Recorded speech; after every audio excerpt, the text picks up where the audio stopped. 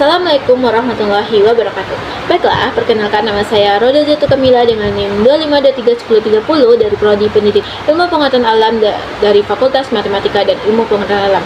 Baiklah, pada kesempatan kali ini saya akan membuat video jawaban dari UTS Pendidikan Pancasila saya yang berjumlah soal yaitu 5 soal. Baik, dadah.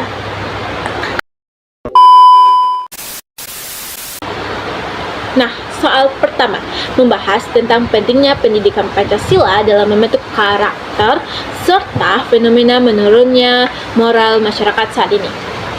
Nah, kalau kita bahas tentang pendidikan Pancasila, sebenarnya ini bukan sekedar pelajaran biasa, tetapi merupakan dasar dalam membentuk kepribadian seseorang.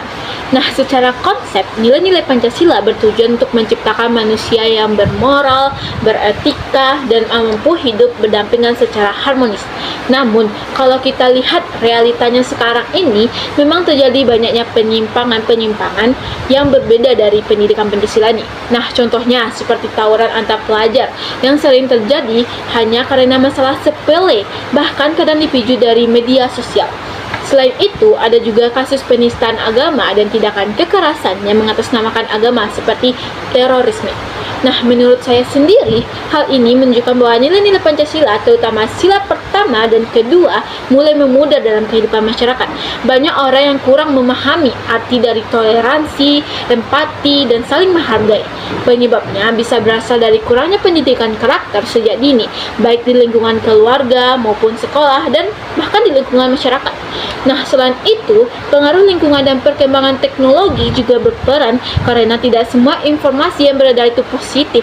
Oleh karena itu, solusinya adalah memperkuat kembali pendidikan karakter berbasis Pancasila, tidak hanya dalam teori, tetapi juga praktek nyatanya. Misalnya, dengan membiasakan sikap saling menghormati, peduli terhadap sesama, dan menghindari konflik.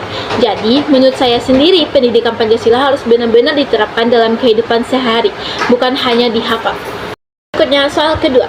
Soal kedua ini, kita membahas tentang Pancasila sebagai pandangan hidup dan bagaimana menjaga nasionalisme di tengah berbagai konflik yang terjadi. Pancasila sendiri sebagai pandangan hidup berarti nilai-nilainya harus menjadi pedoman dalam setiap tindakan masyarakat. Namun, dalam kenyataannya saat ini sering terjadi perpecahan akibat perbedaan pendapat, terutama dalam hal politik dan kepentingan kelompok. Nah, menurut saya, kondisi ini bisa melemahkan rasa nasionalisme dan patriotisme. Banyak orang-orang yang lebih mementingkan kepentingan pribadi atau golongan dibandingkan kepentingan bersama. Padahal, dalam sila ketiga, yaitu Persatuan Indonesia, kita diajarkan untuk tetap menjaga persatuan di tengah keberagaman. Agar nasionalisme tetap terjaga, kita harus mulai dari diri sendiri, yaitu dengan menghargai pendapat, tidak mudah terprovokasi, dan lebih bijak dalam menggunakan sosial media. Nah, contohnya sendiri ketika ada perbedaan pendapat, seharusnya diselesaikan dengan musyawarah, bukan dengan emosi atau konflik. Dengan begitu, kita tetap bisa berdemokrasi tanpa merusak persatuan dan kesatuan. Jadi, intinya penerapan nilai Pancasila dalam kehidupan sehari sangat penting untuk menjaga keutuhan bangsa. Berikutnya soal ketiga. Nah, soal ketiga ini kita membahas tentang Pancasila sebagai dasar negara dan rendahnya kepatuhan masyarakat terhadap hukum. Sebagai dasar negara, Pancasila menjadi sumber dari segala hukum di Indonesia. Artinya, semua aturan harus sesuai dengan nilai-nilai Pancasila. Namun, pada kenyataannya masih banyak masyarakat yang melanggar hukum. Misalnya, pelanggaran lalu lintas, tindakan kriminal, bahkan korupsi. Nah, menurut saya sendiri, hal ini terjadi karena rendahnya kesadaran hukum dan kurangnya pemahaman masyarakat. Banyak orang mematuhi hukum hanya karena takut dihukum, bukan karena kesadaran. Padahal, hukum dibuat untuk menciptakan ketertiban dan keadilan. Nah, sesuai juga dengan sila kelima ya. Nah, solusinya sendiri yaitu kita bisa meningkatkan kesadaran hukum sejak dini melalui pendidikan. Selain itu, penegakan hukum harus dilakukan dengan secara adil. Contohnya, siapapun yang melanggar aturan harus ditindak tanpa memandang jabatan atau status sosial di kalangan masyarakat. Dengan begitu, masyarakat lebih mudah disiplin dan menghargai tentang hukum itu sendiri.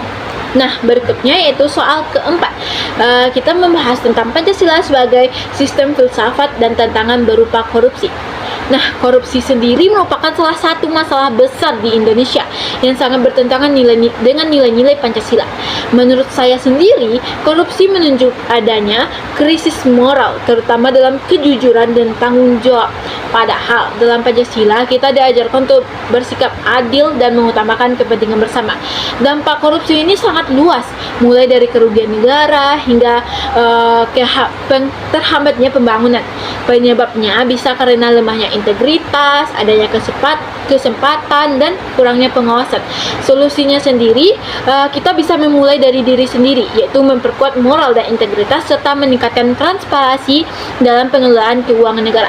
Contohnya nih, pejabat harus terbuka dalam penggunaan anggaran dan siap diawasi. Dengan menerapkan nilai Pancasila secara konsisten, kasus korupsi dapat dikurangi dan bahkan bisa diberantas dari negara ini.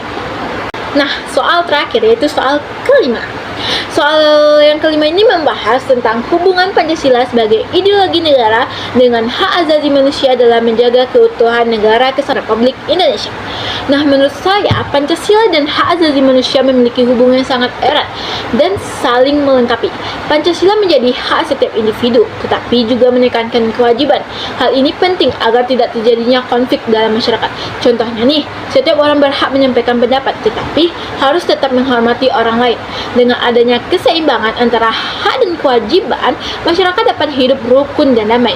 Kesimpulannya, Pancasila dan hak asasi manusia dapat menjaga keutuhan NKRI jika diterapkan secara seimbang dan bertanggung jawab. Nah, sekian yang dapat saya sampaikan. Semoga penjelasan ini dapat memberikan pemahaman tentang pentingnya penerapan nilai-nilai Pancasila dalam kehidupan sehari. Terima kasih. Wassalamualaikum warahmatullahi wabarakatuh. Bye.